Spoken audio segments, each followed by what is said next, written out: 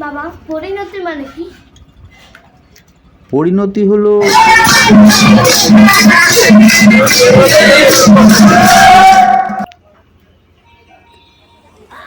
হঠাৎ জেগে ধেয়ে আসা কত কত শব্দ আর অভিজ্ঞতার গুতগুতিতে উচ্চারণ সম্পূর্ণ দিশাহীন।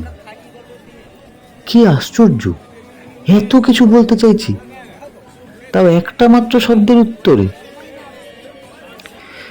ছোটবেলায় খুব কৃমির তাড়না হলে পাছার সামনে চিনি রেখে দেওয়া হতো, তাতে নাকি ভর ভর করে সব কৃমিরা বেরিয়ে আসে। কিছু কৃমিও হয়তো সেই লড়াইয়ে চিরতরে আটকে গেছে, অব্যক্ত মাংস আর শূন্যতার চিরগ্রীষ্মে। কি জানি নিজের পাছায় বা মাথায় কি চলছে, খেয়াল না রাখাটা খুব অন্যায় কাজ হয়েছে।